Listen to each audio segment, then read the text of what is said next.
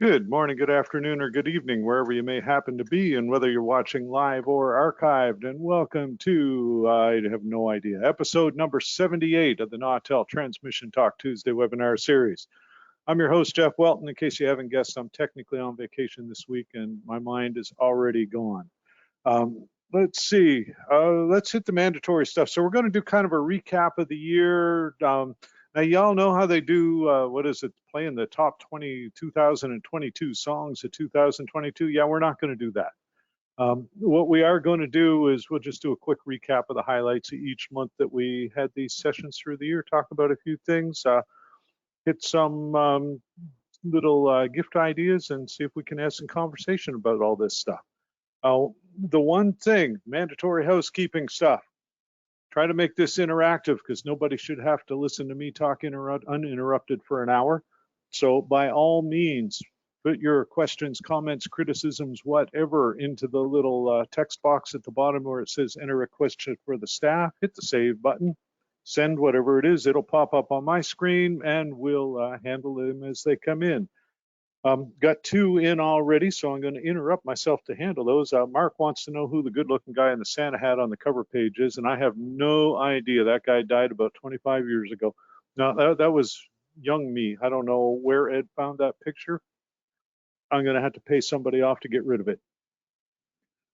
Dennis asked, is the supply chain improving and the lead times for products coming down? And I'd like to say yes. And in some cases it is. The challenge is for every part you get, there's two parts you can't. And it's an ongoing battle. I don't think we're at new normal. I think it's going to get better. I don't think it's going to get better in the near future. Some things will improve. I have seen some log jams breaking up, but yeah, I would guess we probably got another year and a half of this before we get things settled. It's like I said, it's going to get better in some cases, worse in others. That is our new normal. Merry Christmas to all. Oh yeah, one other thing. If you're an SBE member, Nautel webinars do qualify for half of a recertification credit. I can't say that I haven't filled the form in yet. As I said last week, it's finally been submitted. Nothing like wait until the deadline because my certification expired January 1st, I think. So it expires, so we're good to go there. Definitely, if you've got a mic and you're not shy, hit the little hand raisy icon or hand wavy icon, and we'll unmute you and make you part of the conversation. So that said, we had one advanced question. When you sign up, you've got the chance to ask questions in advance. And Sean asked, have we ever received any trade show goodie bag gifts that were useful? And you know, I started digging through because I collect this stuff. I mean, I'll come back from a trade show, and of course, I've got pins coming out the ears. I've got, well, here's a screwdriver that we had in for our navigational product with flashlight, no less. And it's, you know, kind of cool. But some of my highlights, I think, these two happened, I think one of them this year, the other one might have been this year, might have been last year, don't remember. But Shively was giving away these cool little screen cleaners. Screen cleaners, dust brushes, whatever you want to call them. I guess you could use for makeup or something. I don't know. It's not something I have a lot of experience with. But and then the thing on the right is a little Bluetooth speaker. You know, we're not talking Bose level of sound or JBL or anything like that, but if you need a little Bluetooth speaker, that was kind of cool. Let's see, this was one of the coolest ones.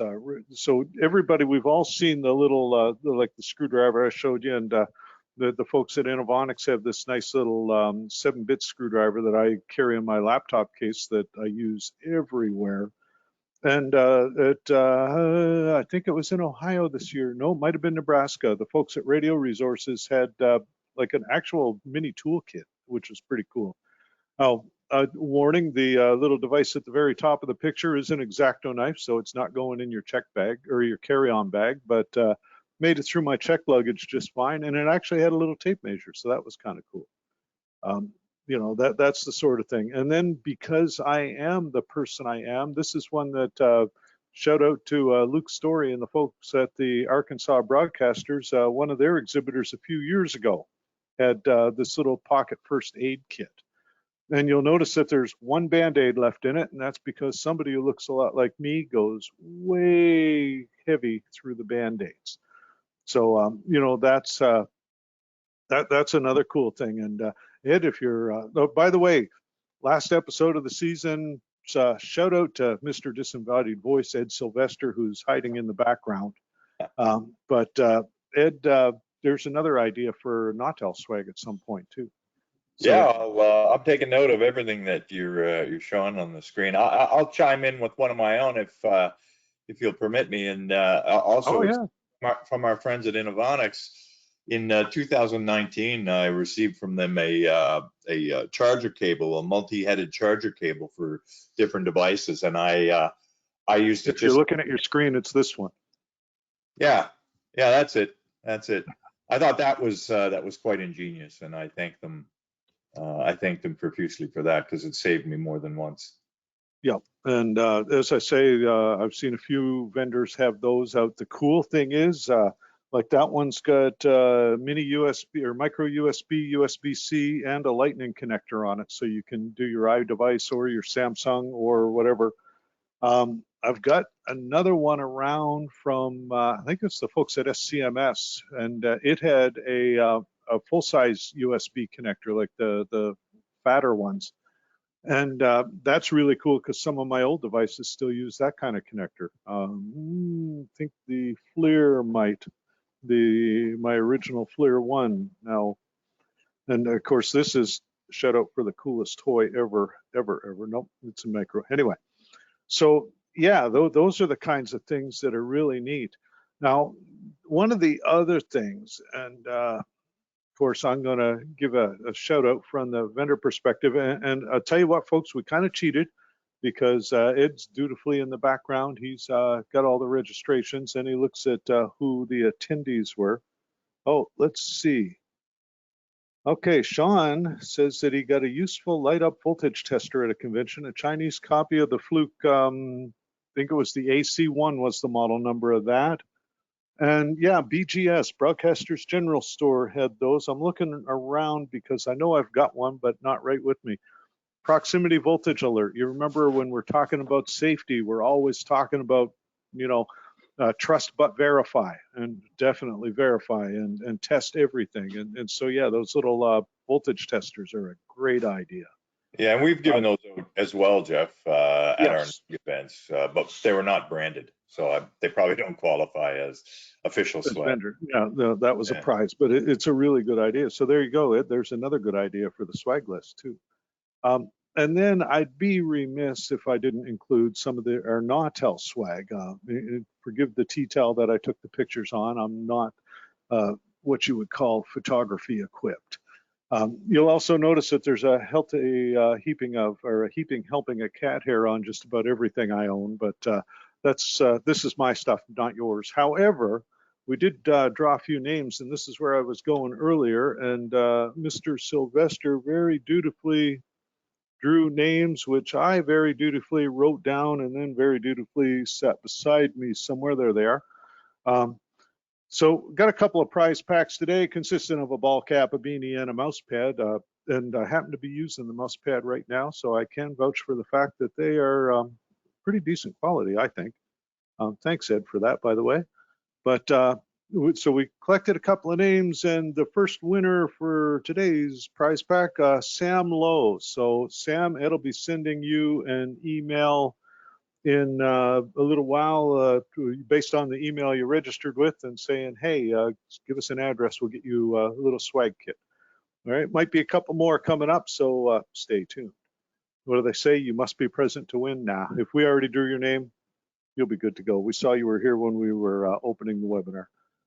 Sean mentioned send cloth mouse pad. Sean, I'm going to unmute you and let you elaborate because I assume you're talking like cloth top, rubber back.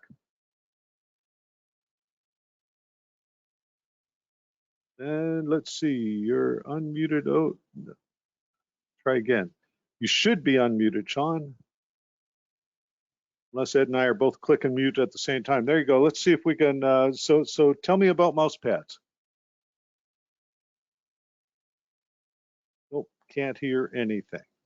All right, well, we will continue and we'll see if Sean picks up later on. We'll leave him unmuted, and Sean, just holler at us when you can. Interrupt me. I like that because it's a whole lot less boring than listening to myself. Now, let's see, what else did we have? Scrolling down, okay. So the other thing was other gift ideas. Now, I don't know if you all have heard of this. And you can blame, I'm going to let him remain nameless, but a Western US engineer for this, originally introducing me to this. And may or may not have one upstairs that I acquired for another guy. I don't know if you can get these shipped into the US. I know you can get them shipped into Canada, obviously, because I took a picture of that one about an hour ago. These are, they say toy. I say anything that I open the box and the first thing in there is a little sticker that says hack the world. I'm not sure. Is that Sean? Oh, sorry. I was, there you are. No, I was hitting the microphone test button. I didn't know it would take over. No, that's work, because that's beautiful, because it actually did test. So you said cloth mouse pads. You were talking cloth based, right? Yeah, I'm really still a fan of those cloth-based mouse pads that have the thick rubber backing on them, because it seems like that type will work with every single type of mouse, whether it's a funky mouse, an optical mouse, a particular mouse. Yep. And those plastic-faced pads don't work with about half the mice I try. So yeah, it's getting harder to find the cloth-based pads for some reason. Well, it's funny because Ed and I had this exact conversation right before we opened the show, and it turns out that the ones we're using, they are the softer cloth-based ones. Yeah. Yeah, the hard plastic ones, some of the infrared mice just don't like them, whether it doesn't reflect the light right. I don't know how they work. Yeah, and I do like anything with a Nautel logo. Is pretty darn cool. Well, I tell you what, I will be down in your neck of the woods in the spring, so we may have to trade a visit for a little bit of a swag kit. Oh yeah, we could hang out and I'll buy you a nice lunch. That sounds like a wonderful plan. All right. Well, thanks for that, Sean. I appreciate it. So there you go. Cloth-based mouse pads, absolutely a good point. Getting back to the flipper, this thing will basically sniff almost any RF you've got. At the moment, I've got it replacing 5 different remote controls in the entertainment system. It may or may not have detected all of the Wi-Fi devices in the house at one point or another. They claim that it is blocked from sniffing bank cards and credit cards, and I have not tested that. But and Bill mentions $280 on Amazon, so maybe you can get them in the U.S. now. I know when we looked originally on the Flipper website, and I think those came from Joom, Joom. I can't remember for sure. So it may be that just they don't ship them to Amazon. But this is a cool little toy for just doing a multitude of features. Like I said, you can use it as a remote control, garage door opener, you know, just about anything that uses RF or infrared. So definitely a cool little Christmas present idea. And for anybody that wants to mess around with learning how to control and finagle like Raspberry Pi and IT type stuff, this is a good, it is a good educational toy in that regard. So kind of cool. All right, next thing on the list. This is my Christmas present to me this year. Canadian Tire had a sale. So anybody who knows me on Facebook or just heard me talk before knows that so Canadian Tire is sort of like the Canadian version of AutoZone, except it's a lot of stuff that's anywhere from decent quality to crappy quality, so somewhere between Harbor Freight and Fry's. You could have some good stuff, bad stuff, some's overpriced, some's not bad. But come this time of year and various other times, they'll do 80% off sales. And Marco says he's got this one in his truck. And the reason I took the picture of this with the power on is because I charged this using just a USB charger in the house, actually the one that I use for my Samsung phone. I charged that about 2 months ago, and it's still holding that charge 2 months later. So that is pretty cool. I think it should deliver enough current. I know it delivers enough current to jumpstart a snowblower. I don't know if it delivers enough current to jumpstart a big truck. This one's supposed to be rated for up to a 6-liter diesel. So, you know, there are different brands. Nautel Boost is the one that I'm using. I know, again, Canadian Tire has a house brand under Motomaster. I'm sure that you'll find the same thing at other places. But anybody who ends up on a mountaintop site and forgets to turn their lights off, or the auto off doesn't work because it's a dark day or whatever, they are a huge thing. There you go. Lauren mentions it got the same one and it boosts a Toyota Tacoma. Marco says it's got a flashlight. That's accurate. That's the little button in the bottom right. And the usual, it's got the flashlight, bright, dim, and strobe, as well as, I think, SOS mode, although I'm not sure. And Jeff Wilson makes a good point, as long as the battery isn't completely dead. It's like a lot of the current trickle and solid state battery chargers. If your battery is 100% at 0 volts and doesn't register any current draw at all, then you are not going to get a boost off one of these. So something else to pay attention to. Now, that said, it'll get you through almost every other situation. So that's a really good point. The other thing it does, it can, so it's got a, like a sort of a, I guess, a slow boost. I don't know how you'd call it, but the regular boost, you can also override boost protection with this particular model. So it will fire out the voltage regardless. And that was something that, it's a good thing, but if you got a shorted cell, it could be risky. So definitely pay attention to that. Let's see, a gift idea is one of the other things that you've heard me talk about this before, and I put it up again because I know that Andy Lowe just bought one and he was asking about different things about it. And I've talked about it a bunch. It's the Everlast notepad from Rocketbook, and mine is right to my left-hand side. But this thing is awesome. It's erasable paper. It uses a friction, basically a dry erase marker, but it works with the heat from the eraser. And anyway, hence the word friction, I assume. But if you look at the bottom of the pages, you see the little icons, and depending on what you program the app to do for each of those icons, when you take your page of notes, you scribble in the one that you want, like whether you want to send it to your Gmail or post it to your Evernote account, or, and then when you scan it with the app will read the QR code that's in the bottom of the page, which is unique to your Rocketbook. So I didn't show you my QR code. But yeah, it'll do that, and then it'll perform whatever function with those notes. So I use it in conjunction with a app called Evernote that does, it'll take this in and do OCR with PDFs, so character recognition, so it can actually read my hand scratch, which is a really good thing. And those are a whopping 20 or 30 bucks. They're not that much. So that's just another one of those cool little things for helping us do what we do all day long. So what do we got? We got stuff to help us do what we do, stuff to help us record what we did, and stuff to start the truck when we forgot to shut the radio off before we went into the site 4 hours ago. So I guess we're covered. Now, what did we talk about this year? We covered everything. I mean, January was transmitters. One of my highlights was having Gary Cavell and Sean Edwards on and talking about things that I don't usually mess with because I'm a transmitter guy.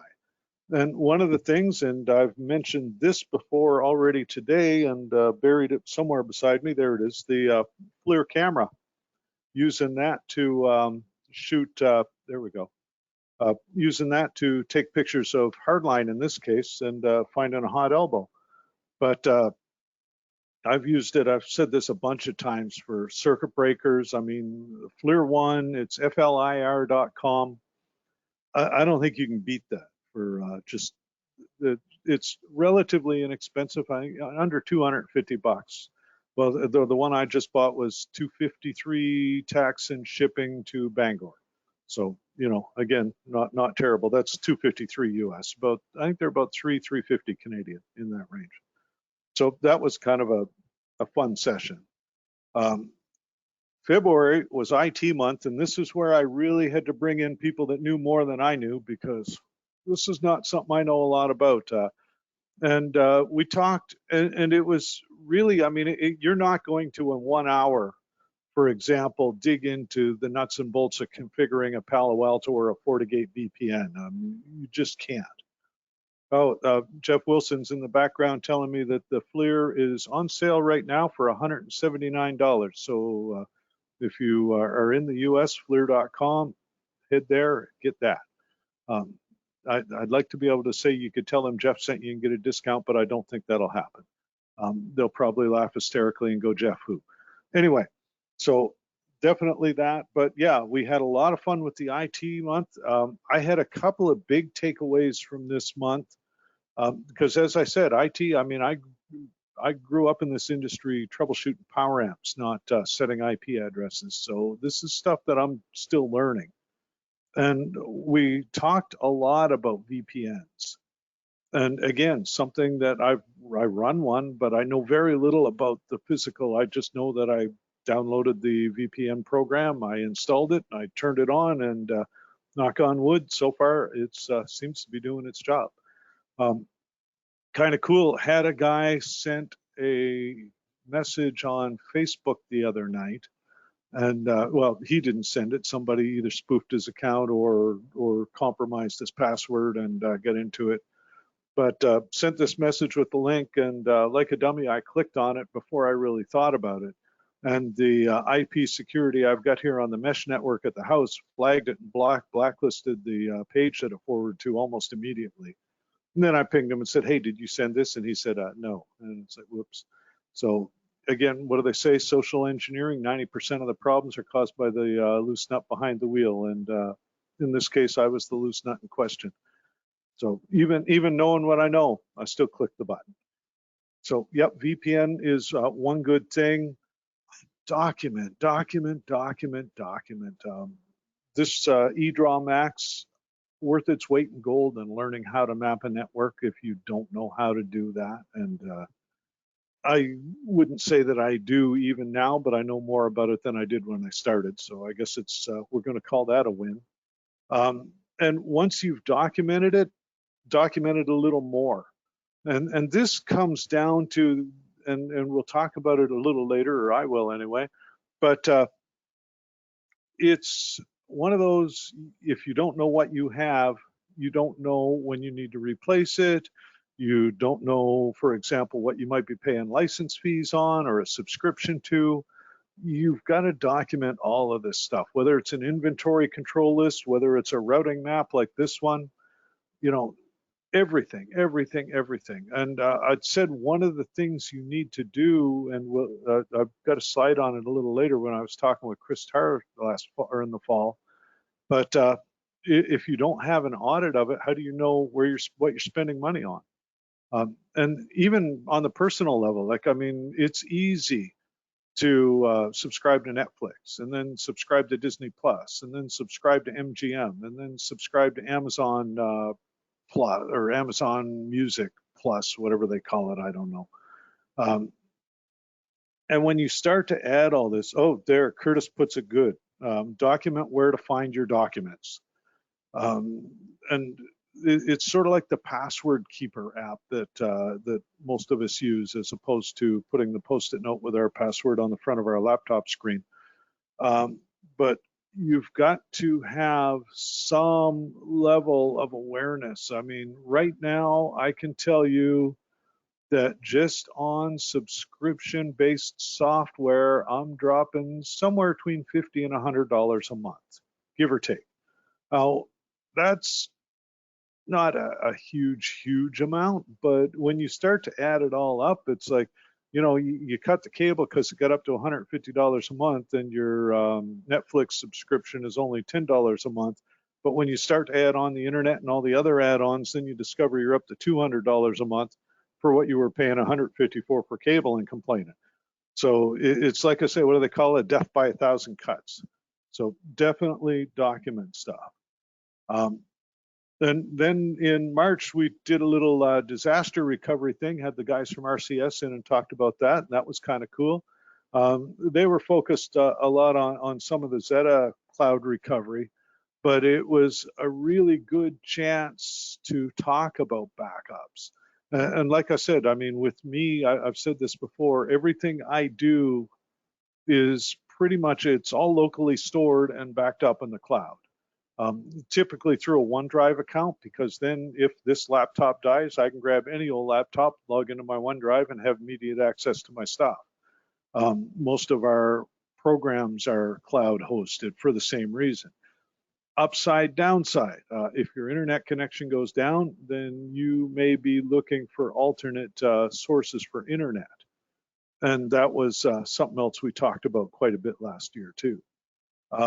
Let's see, April, oh, there was this little show thing that happened for the first time in a few years. And so we got to talk to Kirk and Chuck about that. We did our first live NUG since 1999, right, Ed? See if Ed's paying attention. And yeah, since 2019, not 19. Sorry, that's what I meant. Yeah, well, yeah. I kind of, it's so like yes, I was paying attention. The last 20 years have all been a blur, but yeah, so we got to do the our NUG at NUG at NAB Radio Technology Forum is the official new name, isn't it? I think. And this is just an example of the worksheet that we use when we put the program together. That worksheet gets put together about now, and it will be a living document for the next 4.5 months, roughly. And then somewhere around the middle of April, hopefully we'll stick to the program reasonably closely.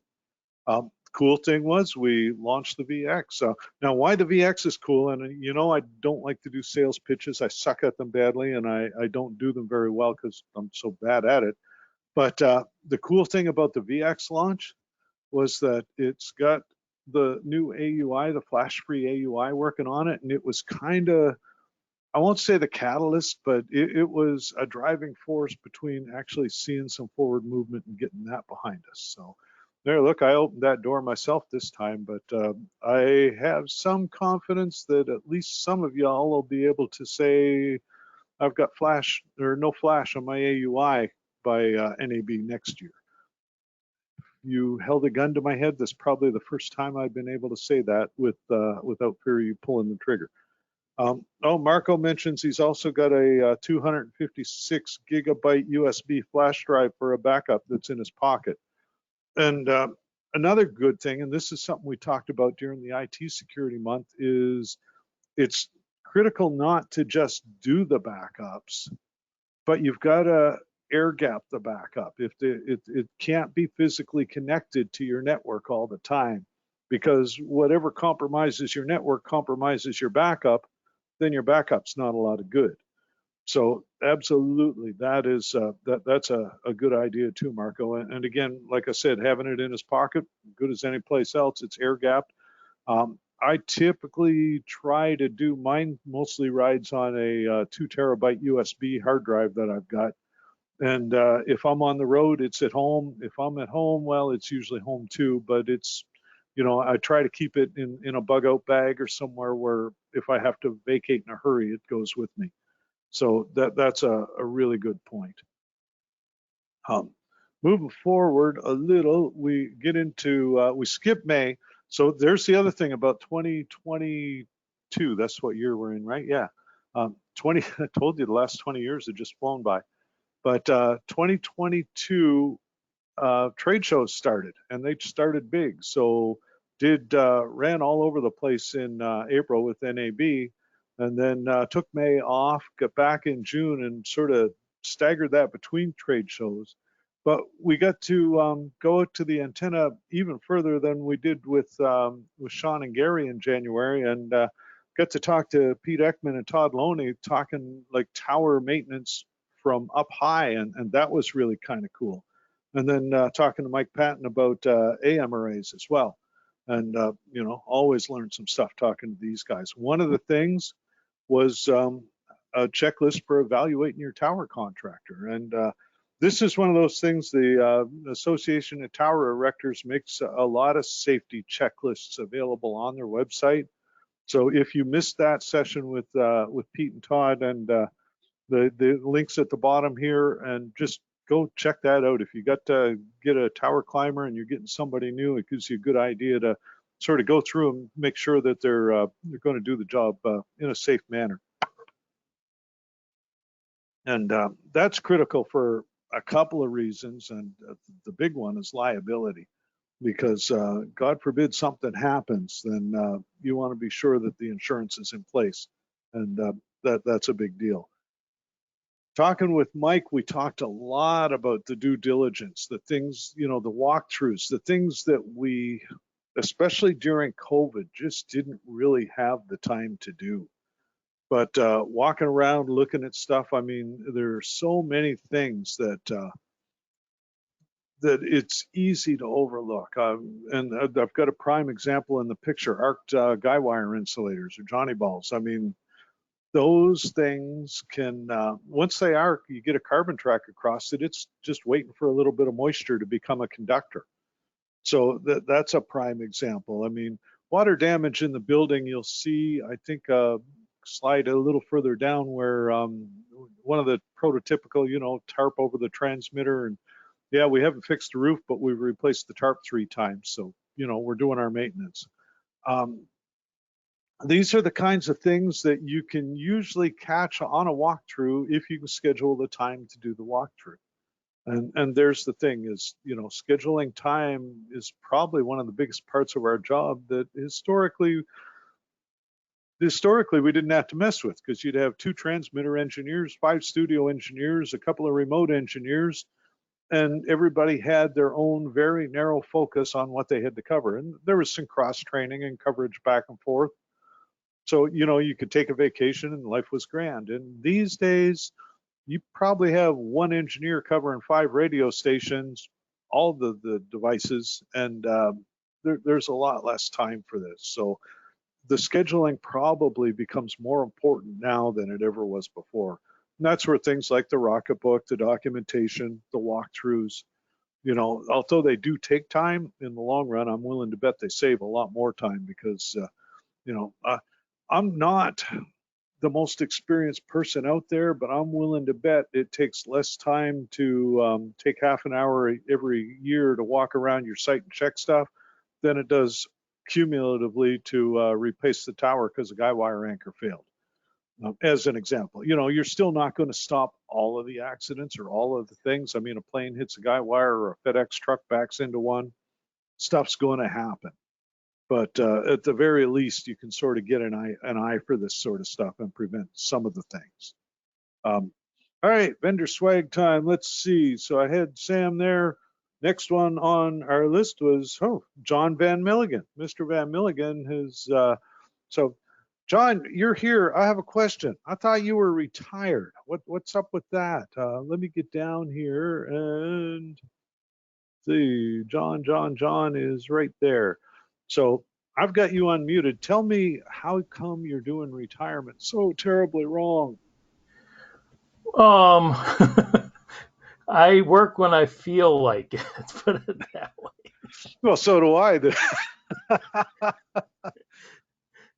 But so you spent a lot of time with Colorado Public, right?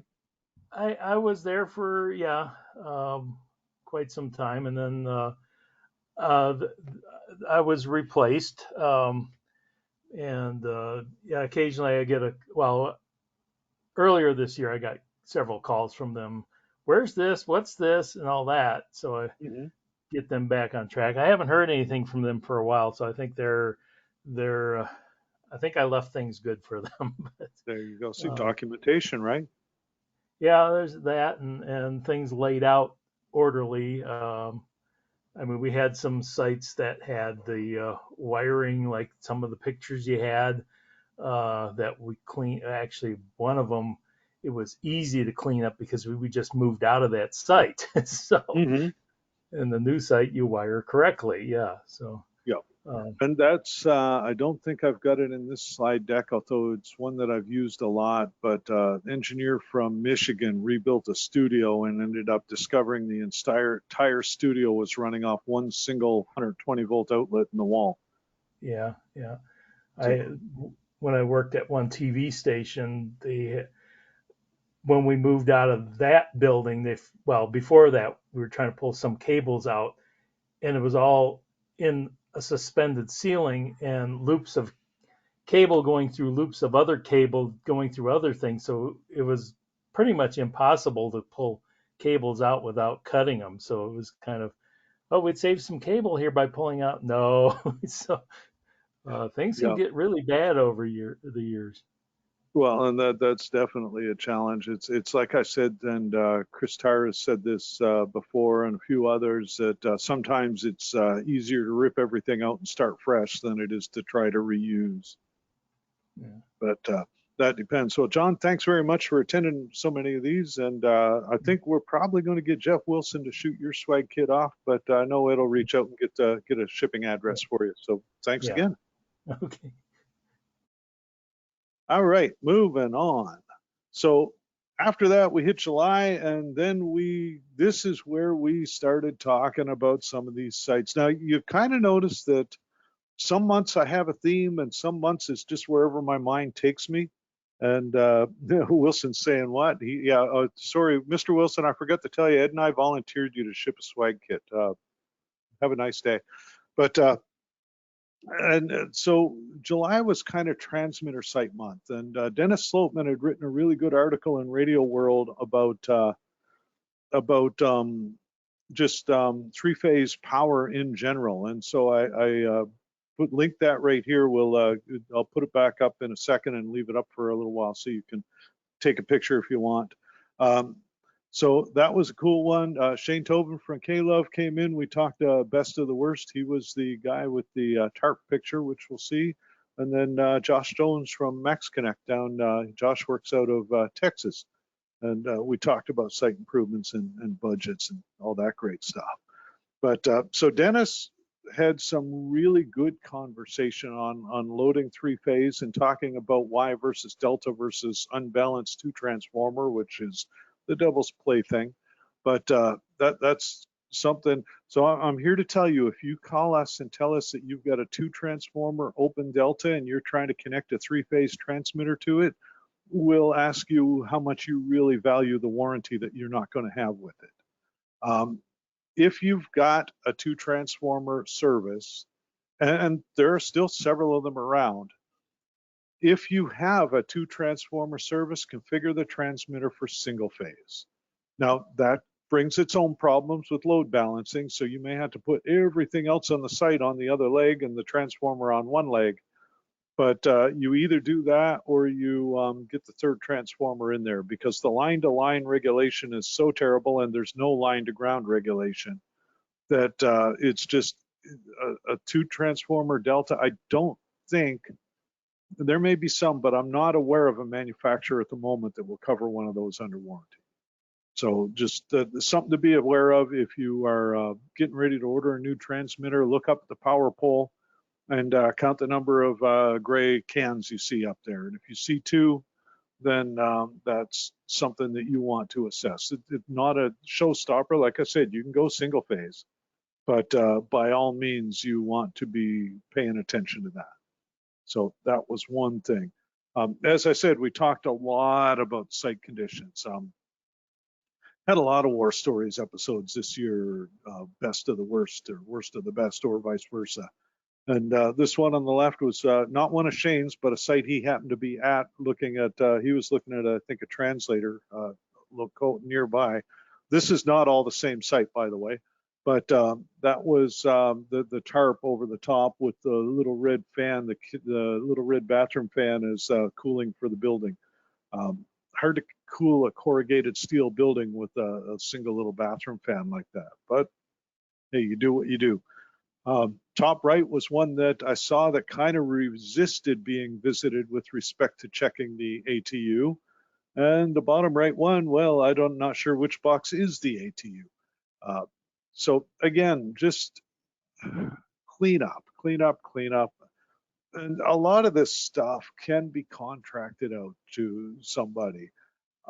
But here to tell you, after having seen more than one bush hog whacking guy wires, if you got somebody out there on contract, you need to do a walkthrough with them, or you need to make sure that they're the one doing the work and they're not going to subcontract it out to second cousin Guido or whatever. So, you know, by all means, it does require some attention, and that's just one of those things. Moving into September, we talked a little bit about repair and replace, winterizing, and we were looking mostly at seasonal maintenance, but go figure, Alex works with a Wisconsin Public Radio and is based in Minnesota, and it's called Minnesota for a reason. I know Mark Persons is in the audience, and Mark can vouch for that more than I can, but he also had to leave a little early, he'd mentioned earlier. But you know, they've gotten more snow in the past 2 weeks than I think I got here on the ocean all last winter. So that was an interesting. And then we did an episode that focused on our Bangor facility, because it turns out a lot of folks don't know that we've got a Bangor facility. And, you know, those guys been down there since 1975, just doing their thing and building the boxes. So they build them, they test them, they fix them, and it works out well. But one of the things, and this is what I had mentioned before, that when Chris was on, we talked about doing an audit. And a prime example, phone lines. I've talked to customers, I don't remember if it was Chris or if it was somebody else, but somebody was telling me once they did a phone line audit and discovered that they were paying thousands of dollars a year for a couple of T1 lines that they didn't even know they had, that they weren't sure had ever been used. You know, I mean, and these days I'm not sure the phone company could even provide them, but they were cheerfully sending a bill because the service had never been canceled. So that's a prime example. Do an audit of all of your services. It's like I said earlier with the monthlies that you can add up when you a la carte your communications or your entertainment, and start doing your Netflix and your MGM and your Disney Plus and Prime TV, et cetera, and so on. When you put them all together and add them all up, that can be a scary number sometimes. So it's something that you should do that exercise at least every couple of years. And a lot of us, you know, you move into a job, things are working, things have always been working. You don't mess with it. The accountants deal with paying the bills and life is good. But you know, I guess, what do we call it when expense account time? Being a good steward of the resources, or words to that effect. I like to say that the less money I spend on hotels, the more money there is to spend on taking y'all out to dinner. But you know, it all averages out one way or the other. We talked in the winterizing a lot about lubricants and lubricating the things that you don't think about. Locks was an obvious one, whether you use graphite or whether you use, whether you're talking about entry locks or ATUs as an example. Phase converter bearings, the newer ones are packed or sealed bearings that should be lubricant free. But again, something to pay attention to. Blower motors is another good example. Fan motors is up there. Okay, John mentions that every place he's worked for, he's had to do audits and found a lot of lines not used for a long time. So yeah, as I said, there are a lot of situations where you're going to just do and you know, reach out to your different communications companies. Work with the accounting people. Say, hey, who do we get monthly bills from? And then reach out to those folks and say, hey, what are we being billed for here? And then, now here's the trick though. And I ran into this once where the accounting saw an ISDN line that hadn't been used for a long time, and I mean several months, and so they disconnected it. And then when engineering went to hook up to it for some annual promotion at some place that used that particular line every year, once a year, they discovered that line was no longer available. So definitely pay attention to that. Oh, Marco's got a good point here. And Marco, I am going to unmute you because I know this is something that you speak better than I do. But if you've got a microphone, feel free to unmute yourself and talk to me about diesel fuel. You got me here? Yeah, yep, you're good. Okay. Yeah, no, being in Alberta, I've got 2 sites with diesel generators, both AMs.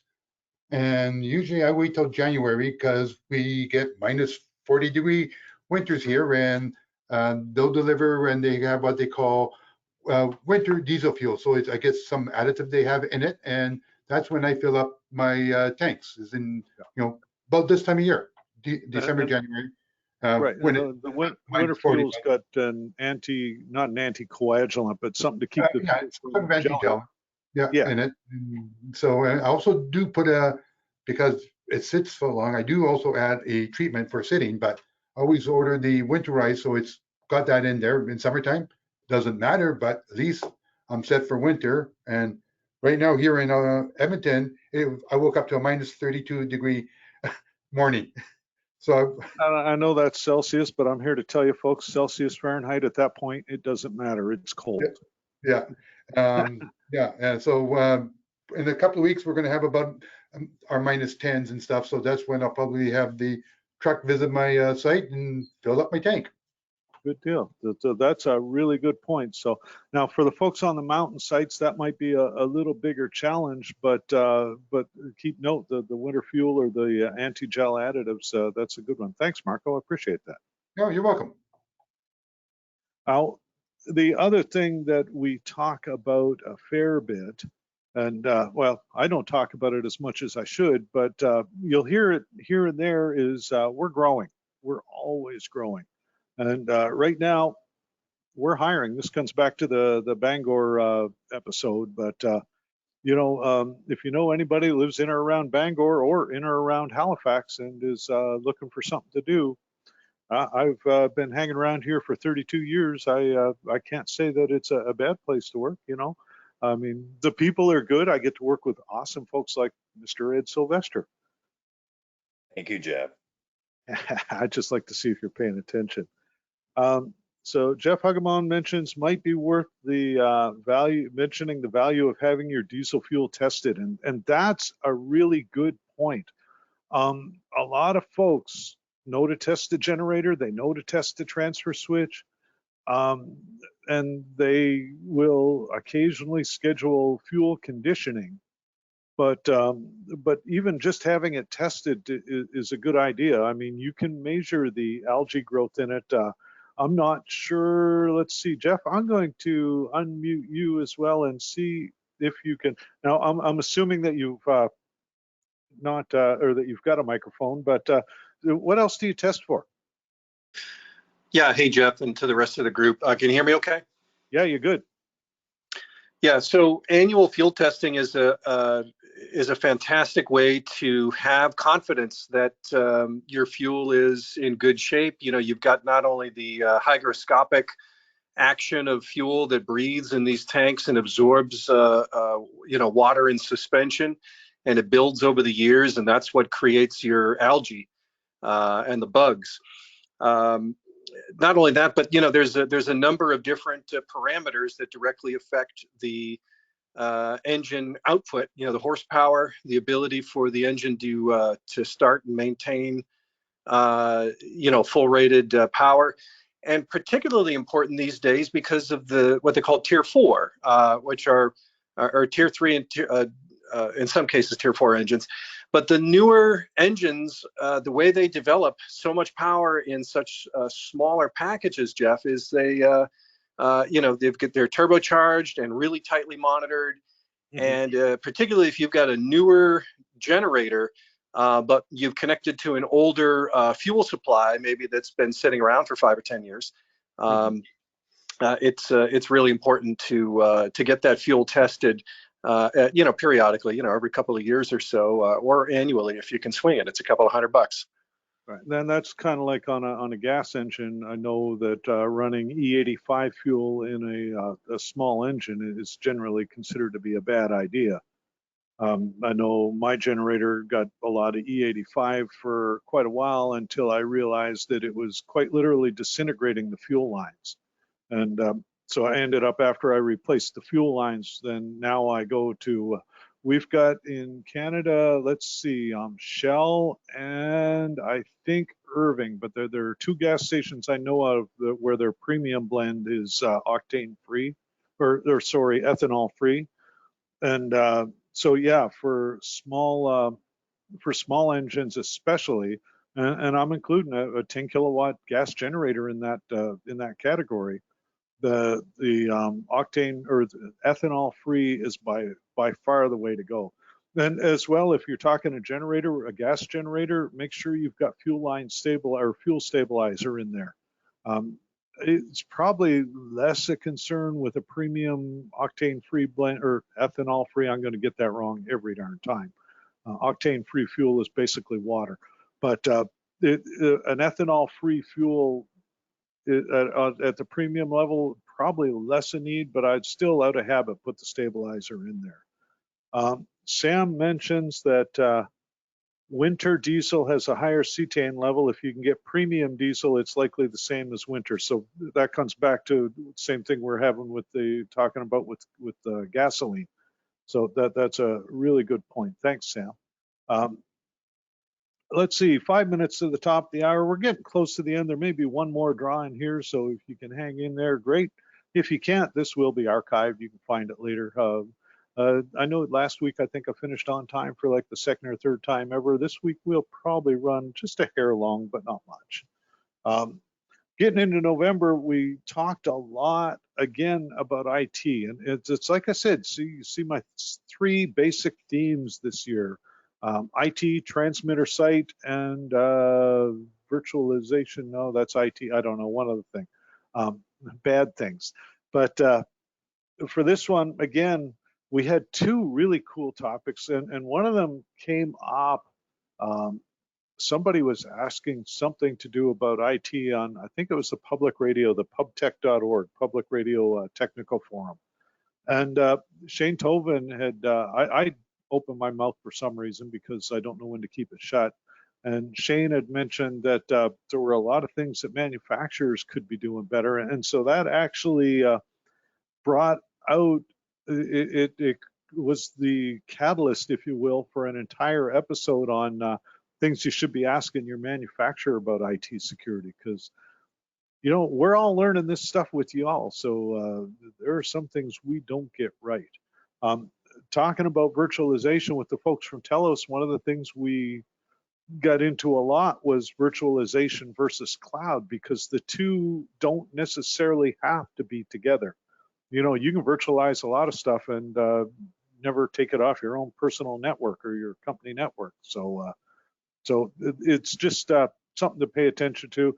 And no, not going to do it.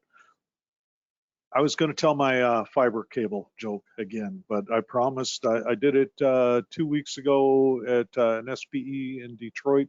I promised them it would be the last time I told that joke this year, so done, not doing it again. But yeah, the thing to remember is you can have all the virtualization and all the backup and all the cloud-based this and that in the world, but if that backhoe cuts that fiber, then you better have some redundancy built into your network. So that's something else to pay attention to. And the thing that originally brought up the IT question on PubTech, and again, pubtech.org for the public radio engineers out there, but the thing that brought it up was the FCC kicking down the clamps and issuing an NPRM, proposed rulemaking on alerting systems. And for those of us up in this part of the world, in north of the border, just remember that things that happen in the States typically trickle up the border, upstream as well. So if it's an issue down there, you can almost expect ISEC to have a similar conversation not too far down the road. So just something to kind of be aware of and just pay attention to what's going on down there. Let's see. Curtis is throwing in okay, well, try not to blow my own horn too much, but we're going to read it just once. Curtis, a quick thank you for all the talks. Okay, just ask my cohorts if they know if there's anything in the generator fuel to keep it from freezing, and they said they hadn't thought about it, and probably not, that we need to take care of that ASAP. So right off the bat, shout out to Sam and Marco for bringing that up, and to Jeff, and you know, hopefully we saved Curtis from an issue if they have a power outage when it gets really nasty this winter. And the one thing we can guarantee is that at some point this winter, it will get really nasty. So anyway, so we had this FCC thing, and that brought up the PubTech, and to say Shane and I got into the conversation there, and I dragged Matt Hurden into it, and we essentially created an entire topic of the things that the manufacturer should do and the things you should be asking your manufacturer about with respect to the weak points in most operating systems. And here is an example from CompuQuip. And we kind of segued that into the things that do have to be left to the users to do. And the challenge is that we are dealing on the manufacturer level with folks that have what's the word here? Education levels with regard to IT that range from I know how to plug it in to I can design and build my own Linux server from scratch.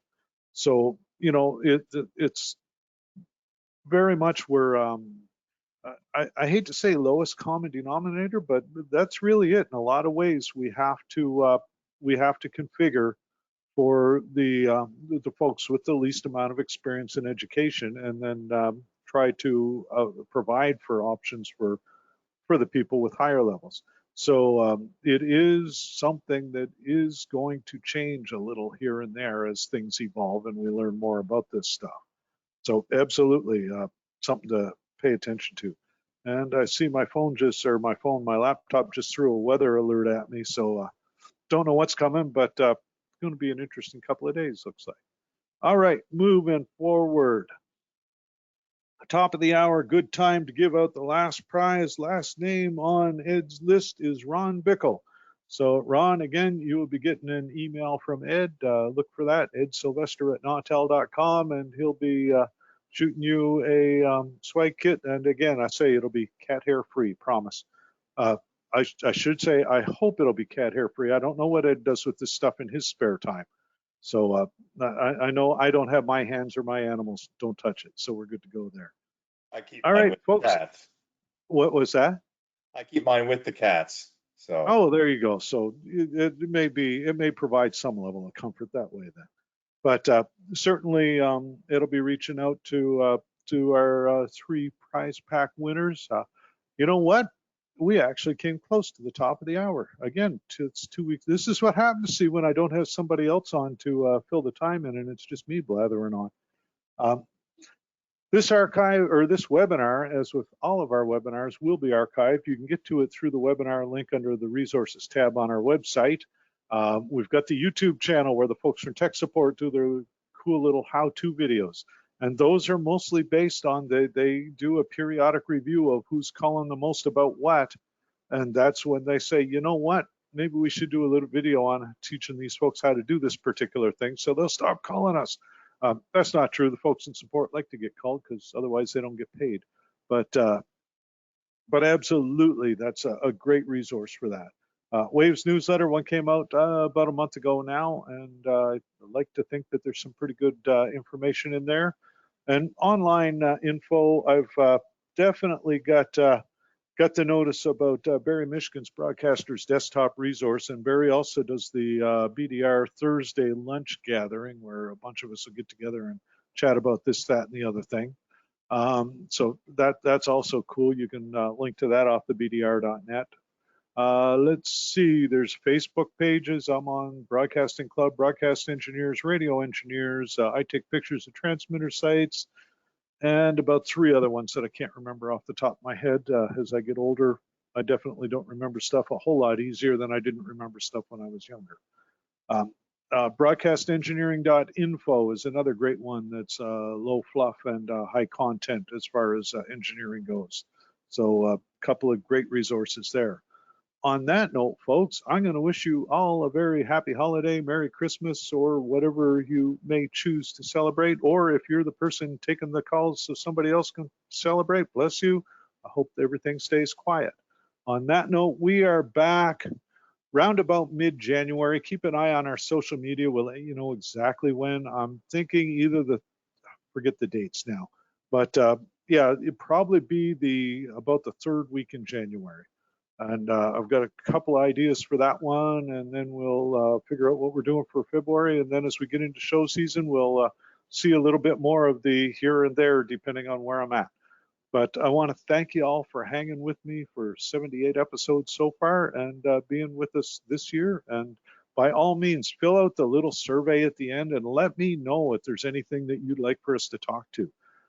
We did do a survey about a year and a half ago, separate from this, and I've correlated all those results. So some of that will start to become what you see over the next year.